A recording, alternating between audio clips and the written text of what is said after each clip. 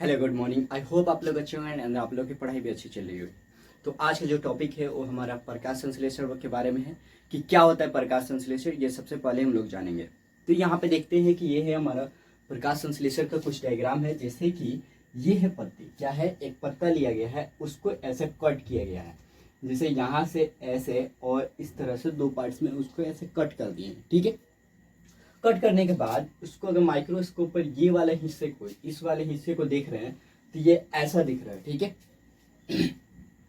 यहाँ तक आपको क्लियर कि इसको माइक्रोस्कोप पर देखने के बाद ऐसा दिख रहा है। ठीक है, अब देखिए इसमें क्या है कि अब इस पूरे डिटेल को हम लोग देखते हैं कि क्या होता है। तो जो सबसे ऊपर वाला एक लेयर्स होता है, यानी पत्ती का जो लेयर, ऊपरी लेयर होगा, उसको हम लोग क्या बोलते हैं, मोमी क्यूटिकल्स। यानी कि पत्ती का जो सबसे ऊपर का लेयर होता है उसको बोलते हैं मोमी क्यूटिकल्स। और उसके अंदर जो सेल होता है उसको बोलते हैं बाह्य त्वचा। क्या बोलते हैं, ऊपरी बाह्य त्वचा। ये हो गया।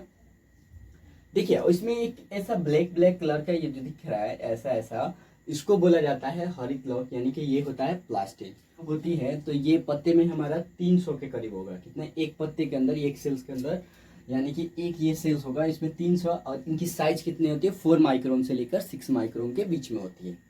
राइट।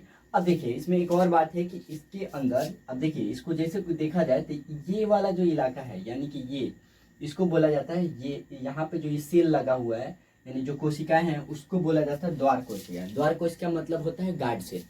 ठीक है, इसको बोला जाता है गार्ड सेल। और जो निचली वाली, जो ये वाला इलाका है, इसको बोलता है निचली त्वचा। जैसे ऊपरी त्वचा है वैसे निचली त्वचा होती है। इसके साथ इलाका होता है, इसको बोला जाता है वाइकोस। क्या बोला जाता है, वाइकोस।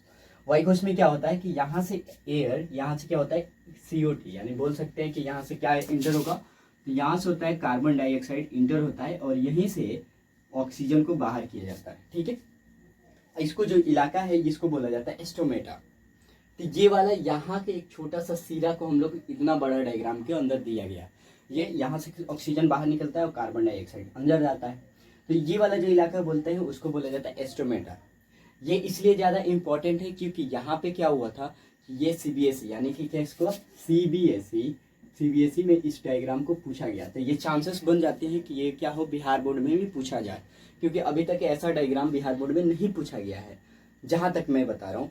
तो ये इम्पोर्टेंट है एक आने का, किसमें, बिहार बोर्ड के लिए।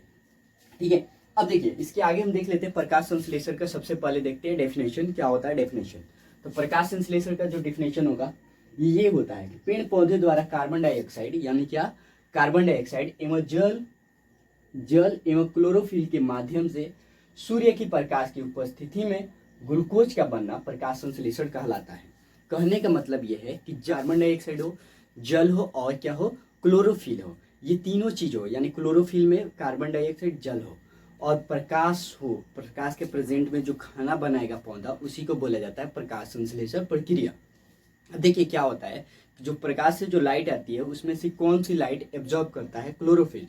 तो ये बता दें कि जो लाइट आएगी उसमें से रेडिएंट एनर्जी, कौन सा एनर्जी, रेडिएंट एनर्जी को एब्जॉर्ब करता है कौन, क्लोरोफिल। यूज कैसे करता है, एज अ फ्यूल यूज करता है। जो रॉ मटेरियल होता है वो हमारा कार्बन डाइऑक्साइड होता है, मिनरल्स होते हैं और क्या होते हैं, और जल होगा। सारे चीज को मिलाकर जो फाइनली प्रोडक्ट बनता है वो बनता है ग्लूकोज। जैसे कि यहाँ पर देख लेते हैं, देखिए हमारा रॉ मटेरियल क्या है, कार्बन डाइऑक्साइड है, जल है। प्रेजेंट क्या होता है, fuel, as a fuel use होता है क्या, सूर्य की लाइट जो होती है एज अ फ्यूल इस्तेमाल किया जाता है। अब बनता क्या है प्रोडक्ट में, तो ग्लूकोज बनता है। और जो फाइनल हमारा वेस्ट आता है वो होता है ऑक्सीजन। एक बात और, जो रात में होता है क्या है कि पौधे किसको गेन करते हैं, ऑक्सीजन गेन करते हैं और कार्बन डाइऑक्साइड को रिलीज कर देते हैं। राइट, तो क्लियर कर लेते हैं। कुछ क्वेश्चन है जो हमें जानना बहुत ज्यादा जरूरी है। तो क्वेश्चन क्या है, पहला क्वेश्चन है प्रकाश संश्लेषण में ऊर्जा का स्थानांतरण, यानी कि कहाँ पे प्रकाश संश्लेषण, यानी कि ये होता है, कलेक्ट होता है, स्थानांतरण किया जाता है, ट्रांसलोकेशन होता है। तो हम बता दें कि देखिए जो सी पत्ती होती है, यानी कि ये जो हमारा पत्ती है, पत्ती में एक चीज होता है, क्या होता है, एक सेल होती है। सेल कोशिका का नाम क्या है, मीजोफिल।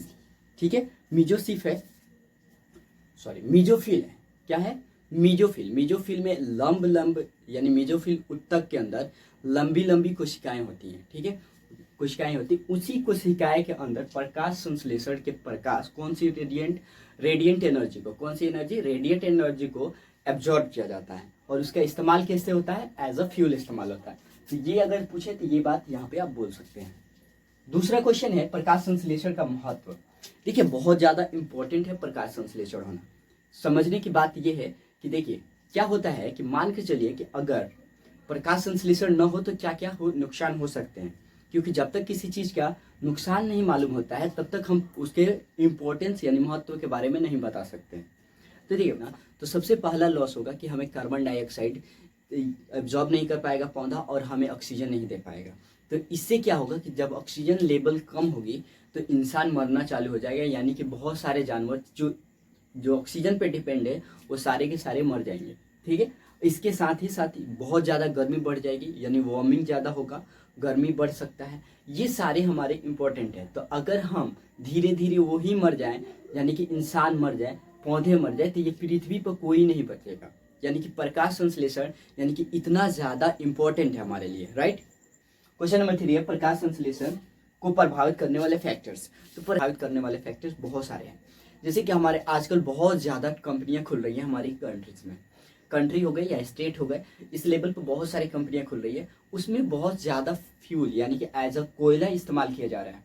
कोयला से क्या होता है, कोयला से जो उसकी गैसेस जो प्रोड्यूस होती हैं लास्ट में चलकर और किसके साथ, ऑक्सीजन के साथ रिएक्शन करके सल्फ्यूरिक एसिड्स यानी एसिड्स बनाती है, जो क्या होता है कि पौधे पे आके गिरता है और जिससे क्या होता है पौधे डैमेज होते हैं। तो अगर मान लेते हैं कि उससे क्या हो, पौधे डैमेज हो जाए तो प्रकाश संश्लेषण भी रिड्यूस हो जाएगा, यानी कि कार्बन डाइऑक्साइड बढ़ जाएगा और ऑक्सीजन क्या होगा, रिड्यूस होगा। तो ऑक्सीजन जैसे ही रिड्यूस होगा तो क्या होगा कि इंसान के सांस लेने में प्रॉब्लम आएंगे और प्रकाश संश्लेषण नहीं हो पाएगा, पौधे सही से जीवित नहीं रह पाएंगे। तो अगर पौधे ही नहीं रहेंगे तो उससे रिलेट बहुत सारी चीज़ों पर इफेक्ट पड़ेगा। जैसे कि मान लेते हैं कि बारिश भी नहीं होती, जहाँ पे अगर पौधे जिस इलाके में नहीं होता वहाँ पे आप देखे होंगे कि बारिश बहुत कम होती है। इसलिए बोला जाता है कि आप पौधे ज़्यादा लगाइए ताकि बारिश होने के चांसेस बढ़ जाए, यानी सूखा ना हो।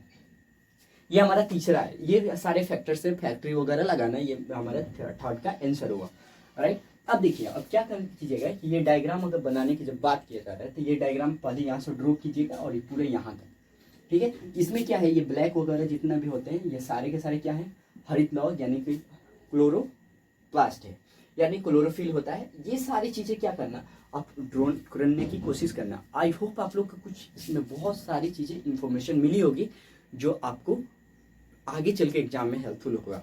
ये जो क्वेश्चन है, ये तीनों क्वेश्चन आने के बहुत ज़्यादा चांसेस रहते हैं। कभी कभी पूछ देता है प्रकाश संश्लेषण का ऊर्जा का स्थानांतरण क्या होता है, ये क्वेश्चन डायरेक्ट दे देगा। तो ये क्वेश्चन आपको आनी चाहिए। ये सारे के सारे, इसका महत्व क्या है, ये क्या है, ये सारी इंपॉर्टेंट क्वेश्चन है रिलेटेड किसकी, प्रकाश संश्लेषण प्रक्रिया से रिलेटेड। ये पूरी बात समझ में आई होगी और हम उम्मीद करते हैं कि आप फिर से हम आपसे मिलेंगे नेक्स्ट वाले वीडियो में, और आप पढ़ाई कंटिन्यू रखें और आगे बढ़ें, ठीक है। तो वीडियो को यहीं करते हैं ख़त्म, फिर मिलते हैं आपसे नेक्स्ट वाले वीडियो में। तब तक के लिए जय हिंद, जय भारत।